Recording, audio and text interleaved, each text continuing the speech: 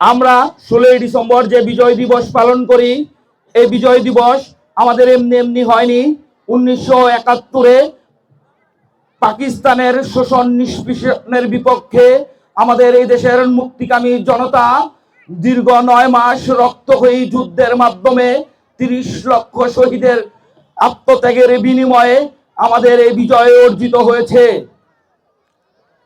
আমরা আমাদের সেই শহীদদের প্রতি গভীর শ্রদ্ধা জ্ঞাপন করছি। প্রিয় সংগ্রামী নেতৃবৃন্দ, আগামী 12ই ফেব্রুয়ারি আসন্ন ত্রয়োদশ জাতীয় সংসদ নির্বাচন অনুষ্ঠিত হবে। সেই নির্বাচনে আমাদের সন্তান, আমাদের সকলের প্রিয় নেতা আলহাজ শফিকুর রহমান কিরণ দানের শীষ প্রতীক নিয়ে আপনাদের সামনে হাজির হয়েছেন।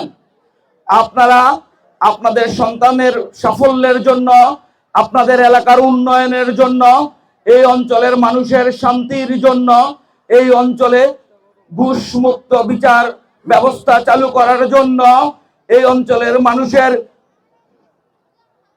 শান্তির জন্য আপনারা আপনাদের প্রিয় মার্কা দানের শীষ প্রতীকে ভোট দিবেন।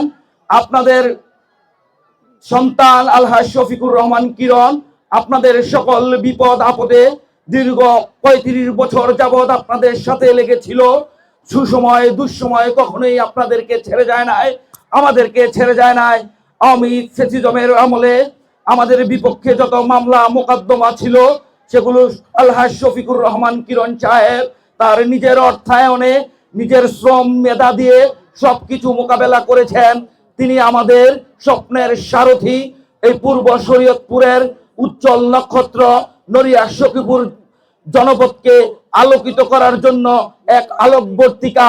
আমরা আমাদের এই আশীর্বাদকে আমাদের উন্নয়নের কাজে লাগানোর জন্য আমাদের সকলের মূল্যবান ভোটাধিকার দানের শীষ প্রতীকে প্রয়োগ করে জননেতা আলহাজ শফিকুর রহমান কিরণ ভাইকে সংসদে পাঠিয়ে এই নড়িয়া সখীপুরের উন্নয়নকে অনেক বেশি ত্বরান্বিত করতে সাহায্য করব, এই প্রত্যাশা রেখে সবার সুস্বাস্থ্য কামনা করে দেশনেত্রী বেগম খালেদা জিয়ার সুস্থতার জন্য সবার কাছে দোয়া আছে।